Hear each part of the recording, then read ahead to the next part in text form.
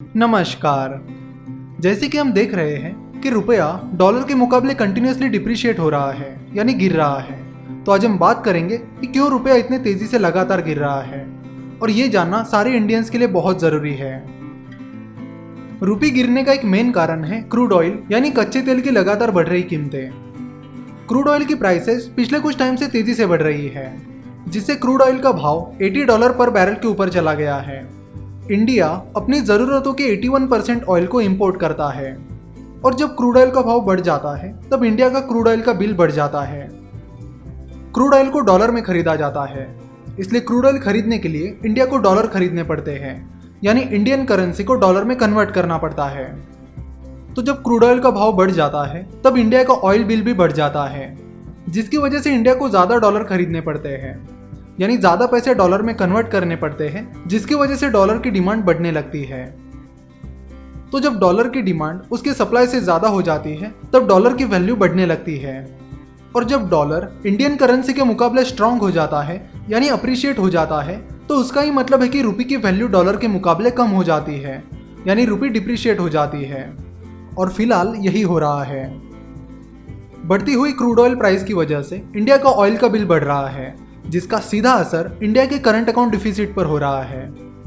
जब किसी देश का टोटल इंपोर्ट उसके टोटल एक्सपोर्ट से ज़्यादा हो जाता है तब उसे करंट अकाउंट डिफिसिट कहते हैं। करंट अकाउंट डिफिसिट इकोनॉमी के लिए अच्छी नहीं होती।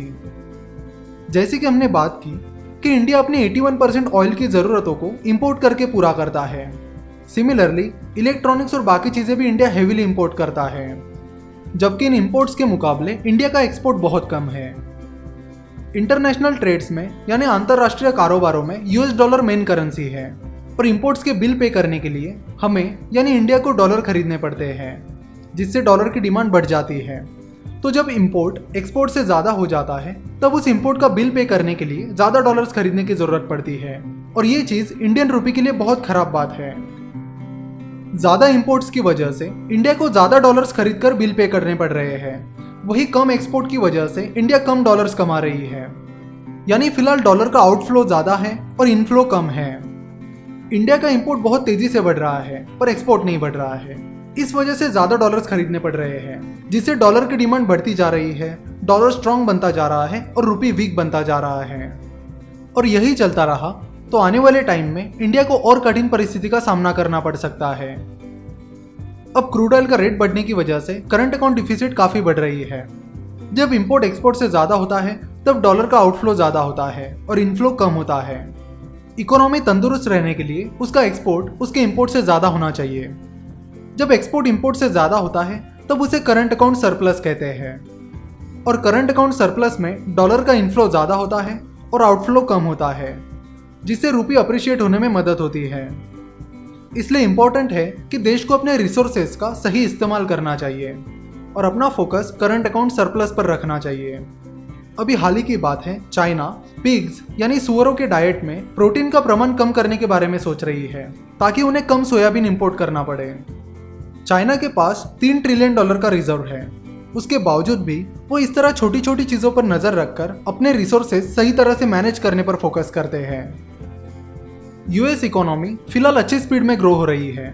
अभी सेकंड क्वार्टर में यूएस इकोनॉमी 4.1% से ग्रो हुई, जो कि यूएस के हिसाब से एक अच्छी ग्रोथ रेट है।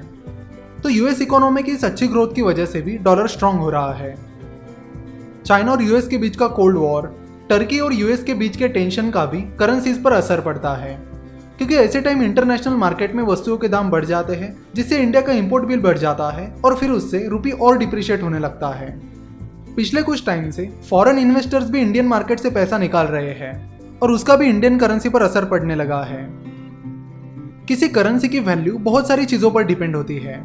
हमने जिन फैक्टर्स की आज बात की उनका रुपये की वैल्यू पर बहुत ज़्यादा प्रभाव होता है।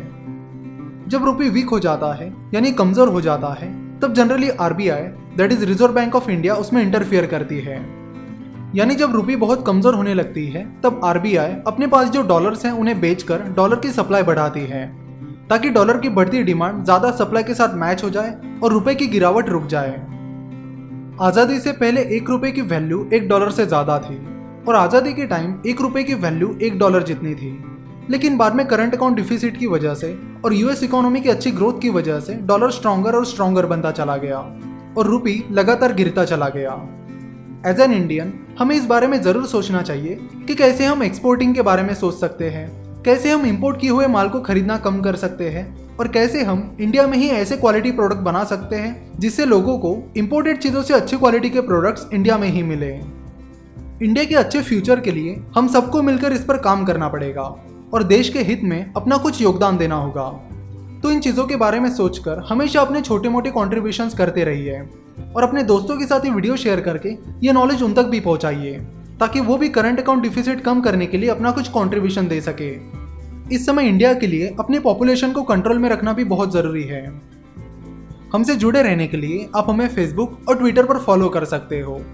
हमसे जुड़े रहने के लिए और वीडियो देखने के लिए आपका बहुत बहुत धन्यवाद।